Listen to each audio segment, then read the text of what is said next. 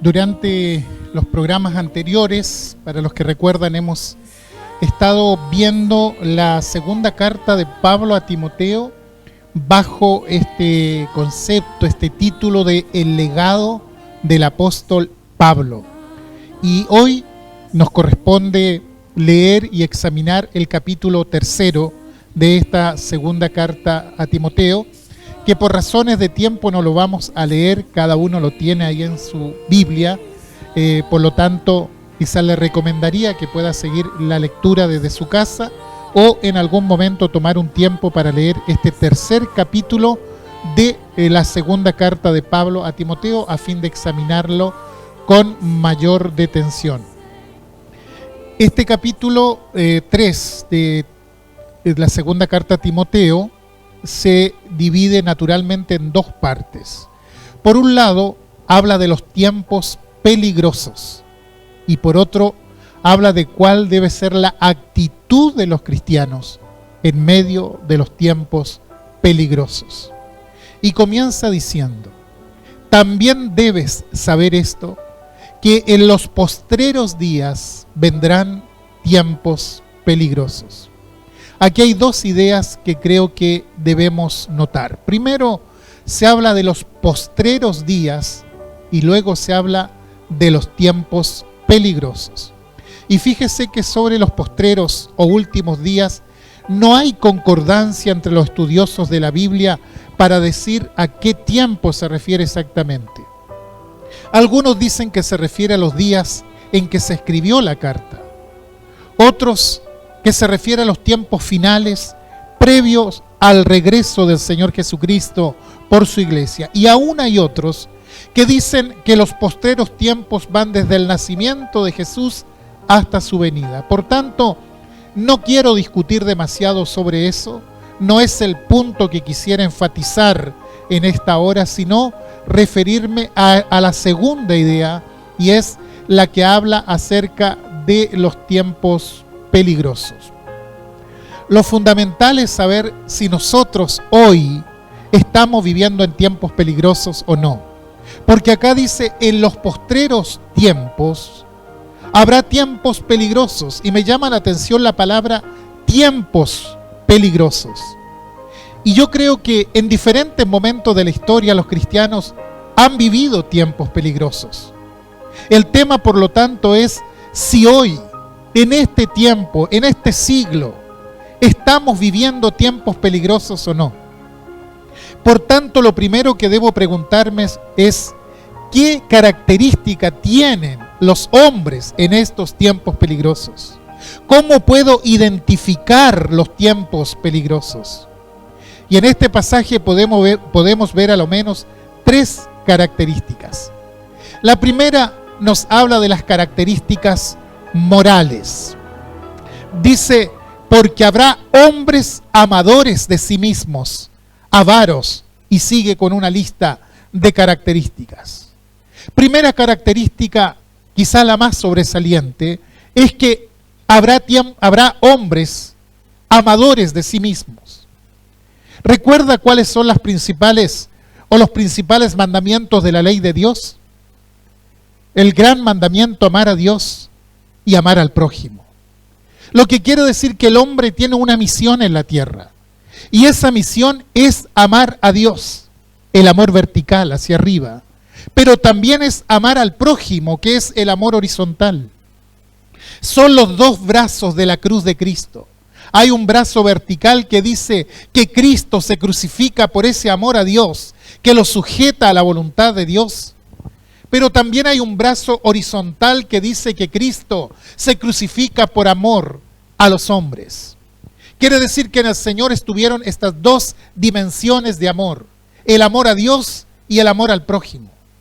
Pero aquí dice que en los tiempos peligrosos habrá hombres que no amarán ni a Dios ni a los hombres, sino que se amarán a sí mismos. Es decir, han trastocado los mandamientos. Estos son los hombres de los postreros tiempos o de los tiempos peligrosos. Mejor usemos la palabra tiempos peligrosos. Son hombres que se aman a sí mismos. Ellos son el centro de su propia vida. Solo los representantes son los representantes de lo que hoy llamamos el individualismo. ¿Sabe usted lo que es el individualismo? Es cuando la persona piensa únicamente en sí misma. Y pensando únicamente en sí misma, se aboca solamente en lo material. Porque si se preocupara un poco por lo espiritual, dejaría de pensar en él. Tendría que pensar en Dios y en el prójimo. Pero el que piensa en sí mismo no puede pensar ni en el prójimo ni en Dios. Entonces tiene que pensar en las cosas materiales, nada más. Por lo tanto, en el individualismo se cae la espiritualidad. Y por consiguiente se cae también la solidaridad. Es el mismo hombre que describe Pablo en el primer capítulo de la carta a los Romanos. Aquel que pasa por encima de las leyes morales, de las leyes biológicas, que se inventa una filosofía que dice no hay Dios y se corrompe siguiendo estas cosas. Quiere decir que cuando se habla acá de amadores de sí mismos, se está dando toda una definición de un ser humano cuyo centro de la vida es él, nada más. Y de este amor por sí mismo pueden nacer muchas cosas más. Y aquí hay dos dimensiones a los afectos que son bien interesantes. El verso 3 dice, sin afecto natural. Quiere decir que el amor a sí mismos es tan grande que han perdido no solamente los afectos que vienen por lo espiritual, el amor de Dios, sino los afectos que se dan en el sentido elemental de la vida. Si tuviera que usar una palabra, aunque no me gusta, pero para entenderlo un poco mejor, diría los afectos de tipo animal. ¿Cuáles son los afectos de tipo animal? Usted mira y ve que la perrita cuida a su cachorro. ¿Por qué? Porque tiene un afecto natural, que es elemental porque le permite cuidar a su cría, protegerla, defenderla de ataques de otros animales. He visto pajarillos que aunque tan pequeñitos, tan frágiles y todo, son capaces de defender sus huevitos que pusieron. Bueno, eso es afecto natural. Y el ser humano también tiene que tener ese afecto natural. Pero estos hombres que describe Pablo se han centrado tanto en sí mismos que han perdido hasta ese afecto natural. Es tal el egocentrismo que muchas veces tienen un hijo para sentirse bien ellos, pero después no saben cómo sacárselos de encima. Y lo que es más dantesco, más horripilante, más espeluznante, es que la madre que no quiere tener ese hijo simplemente le quita la vida en el vientre con la anuencia, con la venia del Estado. No hay afecto natural. Entonces, al individuo que se describe acá en este capítulo, lo vemos todo el tiempo a nuestro alrededor. Hombres y mujeres que no solo se aman a sí mismos, sino que progresivamente van perdiendo su afecto natural. Y en este último tiempo, no sé si concuerda conmigo, todo esto es terriblemente cierto. Se ha perdido el afecto natural. Los padres han perdido la pasión de la educación o la formación de los hijos. Si el chico molesta, lo tomo y le paso un celular o un tablet o lo pongo frente al televisor en el canal de los monos animados y está allí 1 hora, 2 horas, 3 horas, 4 horas. ¿Por qué pasa esto? Porque esa madre, ese padre ha perdido el afecto natural, ha perdido lo elemental que tienen los animales. Me recuerdo una canción de Roberto Carlos que dice, yo quisiera ser civilizado como los animales. Todo esto marca una decadencia tan grande en nuestra sociedad. He visto por televisión la llegada de ciertos artistas y hay chicas adolescentes que se quedan hasta 3 días durmiendo a la intemperie para hacer fila y asegurarse una entrada para ver a su ídolo. Y uno dice, ¿y dónde están los padres de esas chicas que le permiten hacer esto? ¿O usted le permitiría a su hijo, a su hija, adolescente, que se quede afuera toda la noche a la intemperie recibiendo el sereno de la noche para que pueda comprar una entrada? Seguro que no. Pero ocurre, y ocurre en nuestro país. ¿Y por qué ocurre? Porque los padres se están desocupando de ellos, sin afectos naturales. Y Pablo dice, cuidado que hay tiempos peligrosos. Y en esos tiempos los hombres, las personas toman estas características, se aman a sí mismos, no tienen afecto natural. Y la otra alusión a los afectos es que buscarán sus propios placeres en vez de buscar a Dios. Las 3 veces en que se alude a los afectos, aparece mostrando que el afecto está centrado en uno mismo, que el objetivo es el placer supremo y de esta característica dependen todas las demás. No hace falta que se aclare ninguna de las otras. Con que usted tenga esto, se aclara todas las demás. Por eso dice, porque habrá amadores de sí mismos, avaros, vanagloriosos, soberbios, blasfemos, desobedientes. Y claro, si tiene asentado el amor sobre él mismo, ¿cómo no va a blasfemar contra Dios? Todo se desprende de eso. Es avaro porque se ama a sí mismo. Es vanaglorioso porque se ama a sí mismo. Es soberbio porque se ama a sí mismo. Y así sucesivamente. Esa es la característica moral de los tiempos peligrosos. Pero también hay una característica religiosa de los hombres de estos tiempos peligrosos. Uno puede creer que esta gente ha renegado de todo y fíjese que no. Van a la iglesia también. Dice, tendrán apariencia de piedad, pero negarán la eficacia de ella. ¿Por qué niegan la piedad? Porque aunque dicen creer, no hay obras de piedad en sus vidas. No viven vidas cristianas. Jesús acusó a los fariseos y les dijo, ay de vosotros fariseos y escribas hipócritas, porque sois semejantes a sepulcros blanqueados.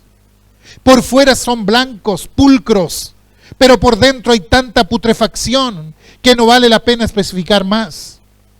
Lo que Pablo está haciendo es describir a paganos disfrazados de cristianos. En otras palabras, en los tiempos peligrosos van a venir paganos que se van a disfrazar de cristianos. Entonces tenemos no solo gente sin afecto natural, sino que aún dentro de la fe van a haber infiltraciones. Hombres que van a hablar de verdad, de justicia, de honestidad, pero no son veraces, ni son justos, ni son honestos. Por otro lado, dice referido a esta gente, que algunos, no todos, se van a meter en las casas y van a llevar cautivas a las mujercillas cargadas de culpa. Y Pablo usa una palabra que no se puede traducir, porque si lo hacemos es una palabra despectiva para hablar de la mujer y claramente no estamos en ese plan. No es una palabra que implique una actitud inmoral en la mujer, sino que se refiere a aquella mujer con poco tino, con no mucho cerebro, mujeres fácilmente impresionables, moralmente débiles. Y dice que en tiempos peligrosos se van a levantar algunos que van a ir por las casas. Y me impresiona la descripción que hace Pablo, tan común en este tiempo que estamos viviendo. Van a ir por las casas buscando a estas mujeres de débil temperamento y que están cargadas de culpa, culposas, y que están deseosas de aprender cosas nuevas y de buscar novedades. Irónicamente dice Pablo, estas están siempre aprendiendo y nunca pueden llegar al conocimiento de la verdad. Entonces esta gente, falsos cristianos, van a ir y van a especular con ellas.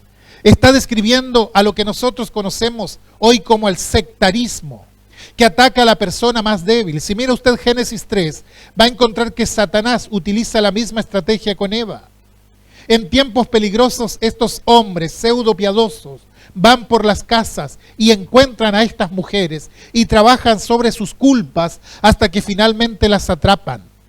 Las llevan a sus lugares de culto y las llenan de miedo, las manipulan. Y luego ellas salen arrastrando con el marido y con los hijos. Como son tan fácilmente impresionables, empiezan a manejarlas con todas estas cosas. Y dice Pablo, esto es lo que va a pasar en los postreros tiempos. Van a ser como los magos de Egipto, Janes y Jambres, que eran los que resistían a Moisés cuando él quería sacar al pueblo de Egipto. Entonces tenemos un panorama de qué significan tiempos peligrosos. Primero, que hay una crisis de valores. Dios fue desplazado y el hombre tiene el centro, y entonces se cambian todos los valores. Segundo, que hay una falsa religiosidad en los tiempos peligrosos. La gente tiene una apariencia de piedad, persiste en las formas religiosas. Hay que ir todos los domingos a la iglesia, hay que hacer esto y aquello, pero en su vida niegan la eficacia de la piedad que propagan. Y en tercer lugar, hay una proliferación de sectas que se meten por las casas tratando de juntar gente, impresionarlas y tenerlas cautivas, tenerlas bajo la férrea autoridad del sectarismo. Habiendo observado esto, usted tiene que pensar en esto. ¿Estoy viviendo en tiempos peligrosos? ¿Sí o no? No interesa si son primeros o postreros. La discusión aquí es, ¿son estos tiempos peligrosos? ¿Así es la sociedad en que yo vivo? Yo no sé usted, pero cuando yo leo esto digo, esta es la sociedad donde yo vivo, porque la está describiendo claramente. Por eso la segunda parte del capítulo tiene mucha importancia para nuestra vida, porque nos va a mostrar sobre cómo tengo que conducirme frente a las manifestaciones antes descritas. Y lo primero que dice Pablo es esto: si estás viviendo tiempos peligrosos y eres un cristiano, tienes que ser la excepción. No puedes compartir las formas del tiempo peligroso. Tienes que ejercer resistencia. Lo dice primero en el verso 5, sobre los de piedad aparente les dice, a estos evita, como diciendo, no tengas nada que ver con esta clase de gente. Luego cuando comienza el verso 10 dice, pero tú, y ese pero quiere decir, esto es lo que estás viviendo, pero la actitud tuya tiene que ser distinta. En el verso 15 vuelve a decir, pero tú, como diciendo, mira, acá hay que ponerse del otro lado. Los grandes peros de la Biblia. Quiere decir que en un momento, en una sociedad de tiempos peligrosos, el cristiano tiene que ser el pero de esa sociedad. Es decir, hay tiempos peligrosos, pero. ¿Se acuerda usted de algunos peros de la Biblia? Por ejemplo, Génesis capítulo 6, allí hay un pero interesante. Dice, la tierra estaba llena de violencia. El corazón del hombre iba de continuo solamente al mal. Pero Noé. Es decir, había una excepción. Es el pero del momento. Cuando Darío sube al trono en el capítulo 6 de Daniel, juntó a lo que sería su gabinete, sus ministros, y puso entre ellos a Daniel, porque Daniel había sido un hombre del gobierno de Nabucodonosor, y dice, pero Daniel era mayor que todos esos ministros, esos sátrapas. Es decir, tanto Noé como Daniel eran hombres de fe, que marcaron la diferencia, que fueron la excepción. Y lo que Pablo le está diciendo a Timoteo es esto: en tiempos peligrosos tienes que ser el pero, tienes que demostrar la diferencia, que la gente diga, todos son así, todos tienen este comportamiento hipócrita, injusto, insano, pero este hombre es diferente. Todos no tienen afecto natural, pero aquí hay alguien que sí lo tiene. Todos son avaros, pero este es distinto. Lo que me está diciendo el pasaje es, tú tienes que ser la excepción. Se dice de Noé, todo se estaba corrompiendo, todo se estaba echando a perder, pero había un hombre. Se dice de Daniel, todo se estaba conduciendo equívocamente, pero había un hombre. Lo que Pablo le dice a Timoteo y nos dice a nosotros, tú tienes que ser ese hombre, tú tienes que ser esa persona, esa mujer. El cristiano tiene que ser la excepción. No puede dejarse llevar por la moda, por la corriente. Aunque todo el mundo vaya allá, yo no voy para allá, yo no voy para ese lado.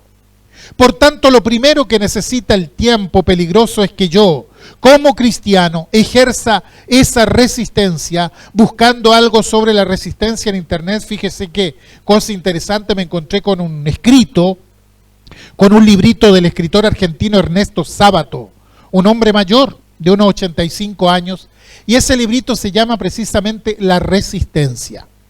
Y dice en una de sus partes, mire, a esta sociedad hay que resistirla. Como diciendo, usted no puede entregarse, no puede dejar de luchar porque la corriente lo va a arrastrar. Ahora, él no es un cristiano. Él es una persona de sentido común, nada más. Pero dice, no puedo yo, como hombre moral simplemente, no puedo yo no hacer resistencia. Y lo hace basándose en sus principios. Entonces, ¿cuánto más un cristiano? Un cristiano que conoce la palabra de Dios, que conoce la voluntad de Dios, que entiende qué es lo que Dios quiere, tiene que entender que lo que está diciendo aquí el apóstol Pablo, bajo inspiración del Espíritu Santo, es: tú haz resistencia, no dejes que la corriente de este mundo te arrastre.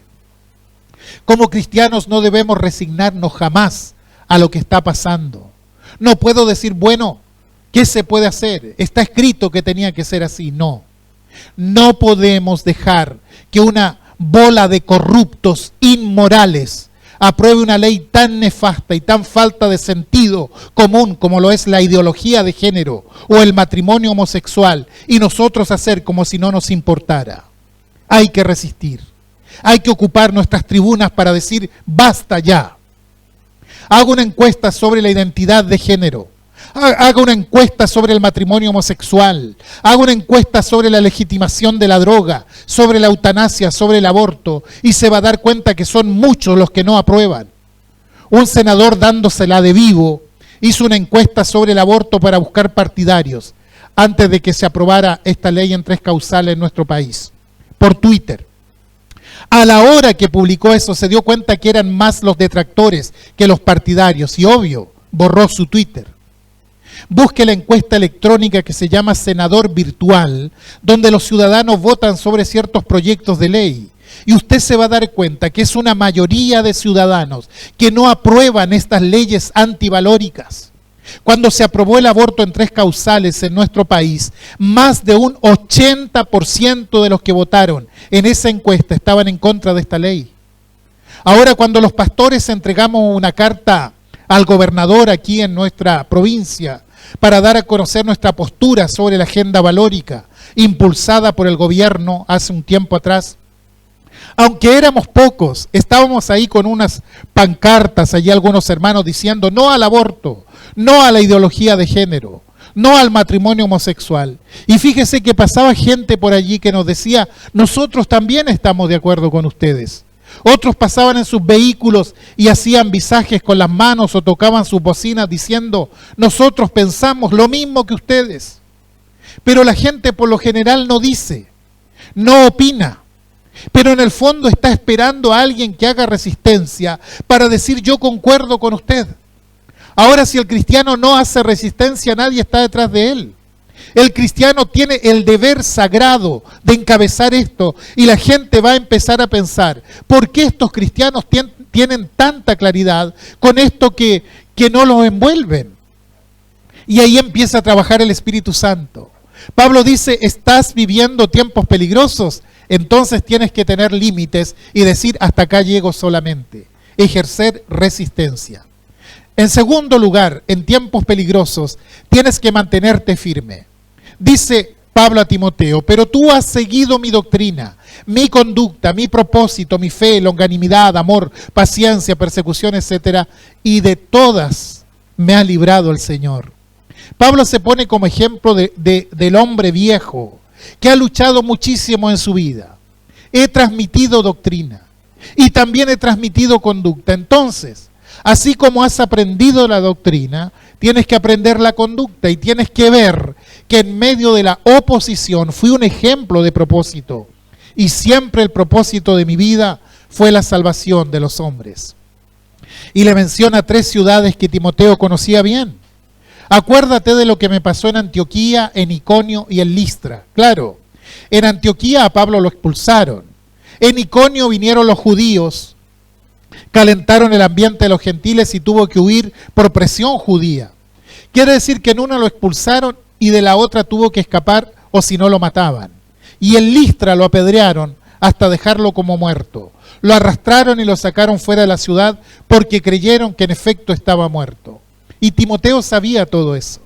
Tienes que entender, Timoteo, que el que quiera practicar la fe en Jesucristo va a tener que sufrir persecuciones. Va a tener problemas. Tienes que saber que los cristianos sinceros van a ser perseguidos y los engañadores van a ir al fracaso. Ahora acá llega el problema final del capítulo. Pablo le dice, mira, en los tiempos peligrosos tienes que ser el pero. Tienes que ser la excepción a la regla. Tienes que aprender a resistir porque son tiempos difíciles donde se sufre. Muchas veces se sufre. ¿Te acuerdas cómo resistí esto y esto y esto? Hay que resistir, Timoteo. Ahora, si le pudiéramos preguntar a Pablo, ¿por qué uno tiene que ser el pero? ¿Por qué uno tiene que resistir? Quizás su hijo pequeño le preguntó a usted alguna vez, ¿por qué tengo que ser la excepción si todos los demás lo hacen? ¿Por qué tengo que persistir en eso si es lo normal? Y entonces Pablo da la base de la fe diciendo tienes que ser el pero y tienes que persistir porque en la base de la fe que has aprendido, en la Sagrada Escritura que te enseñaron tus padres, tu mamá, tu abuelita, allí en esa ley de Dios está la conducta del hombre. No tienes que resistir porque yo te di el ejemplo. No tienes que resistir porque tienes que ser la excepción. Tienes que resistir porque en el fondo de todo esto el cristiano fue llamado a ser fiel a la palabra de Dios. Si el Señor ha dado una ley como cristiano, yo soy llamado a cumplir esa ley. Y mi compromiso con Cristo es cumplir eso. La fe se basa no en el ejemplo de Pablo, ni en el buen criterio de la persona, sino se basa en la palabra de Dios. Los hombres pueden decir cualquier cosa y por sus dichos llevar multitudes detrás de ellos y tener mucho éxito humano. Pero el cristiano no va a buscar ni llevar multitudes detrás de sí, ni tener mucho éxito humano. El cristiano fue llamado a ser fiel a la palabra de Dios. Entonces dice, tienes esta palabra, sé fiel a la palabra de Dios. Aunque te vaya mal, aunque te persiga, aunque te pase como a mí, que me golpearon, me dejaron como muerto. Pero uno tiene que cumplir con ese principio que Dios impuso en la vida. Esta es la ley de Dios. Esta es la ley. Es probable que muchos no quieran escuchar. Es probable que otros deserten de la fe, pero no por eso debemos dejar de predicar. Por supuesto que hay que seguir predicando. Y Dios hace con su palabra como Él quiere. Y aunque nadie crea, yo tengo el deber de llevar la palabra de Dios, porque la palabra de Dios permanece para siempre. Si nuestro nivel de predicación dependiera de cuántas personas se convierten, entonces tendríamos que pedirle la renuncia a Noé, a Jeremías, porque ellos predicaron y predicaron, pero muy pocos le escucharon. No, el cristiano debe persistir. Y el Señor añade, cuando Él quiere, cuando Él quiere. El problema es que la mentalidad de mercado se ha metido también en la cabeza de la gente y se ha metido también dentro de las iglesias. Entonces, si me escuchan, predico. Si la persona que le predico se hace miembro, bien, sigo predicando, si no, no. ¿Se da cuenta que mucha gente tiene esta motivación para predicar? No. Debemos predicar porque es la palabra de Dios. Y Dios quiere que todos los hombres se salven. Por tanto, podemos condicionar el mensaje. Si hacemos eso, entonces tomamos la iglesia y la transformamos en un mercado. ¿Predicar la palabra de Dios solo para conseguir partidarios? No.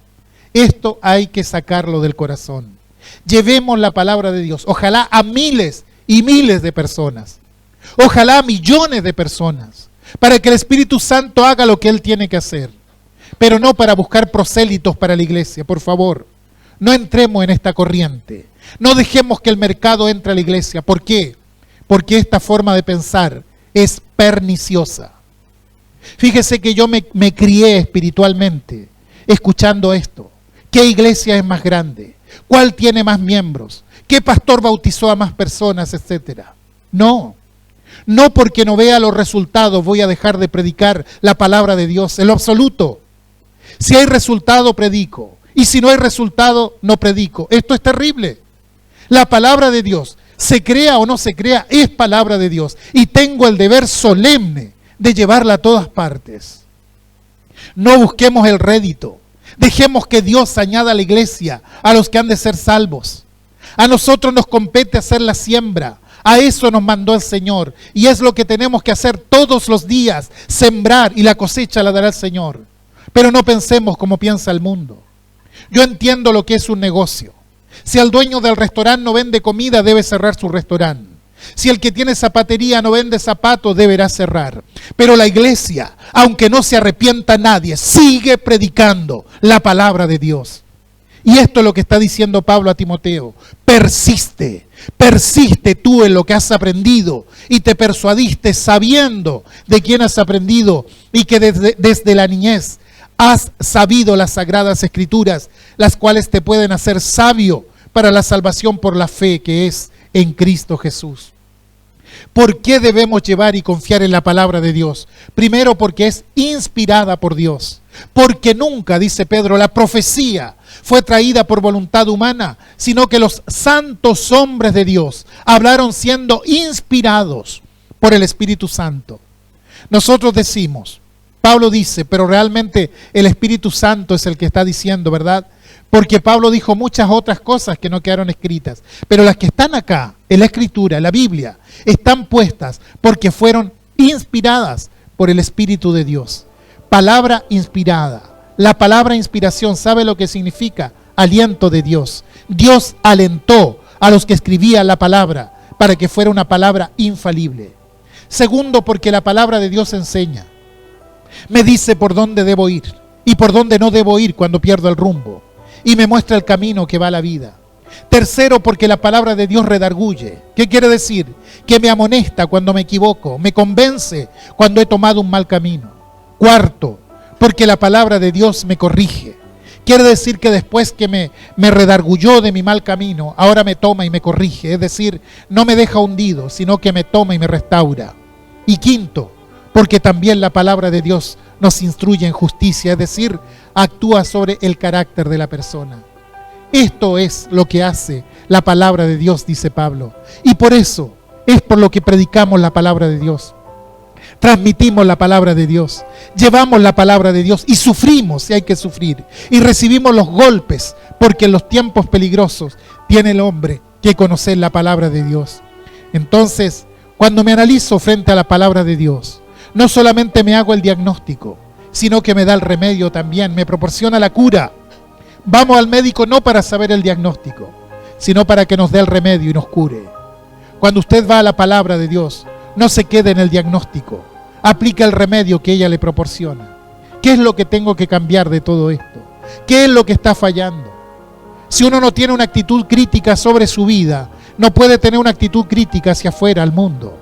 Es necesario, dice Pedro, que el juicio comience primero por la casa de Dios. Es decir, el examen empiece por nosotros. Porque la santidad conviene en primer lugar a la casa de Dios. No podemos predicar santidad a los demás si nosotros no somos santos.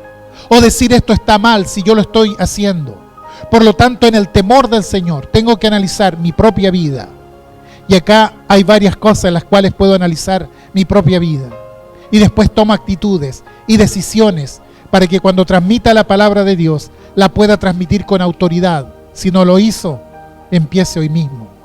Cada día deje un tiempo para entrar a la presencia de Dios, para leer la palabra de Dios. Y si ya empezó, persista.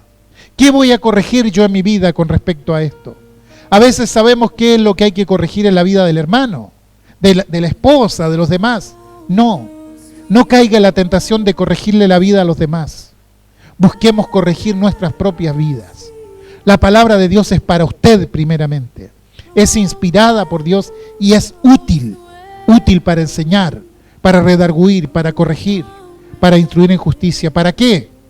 Para que el hombre de Dios sea perfecto, enteramente preparado para toda buena obra. Dios haya hablado.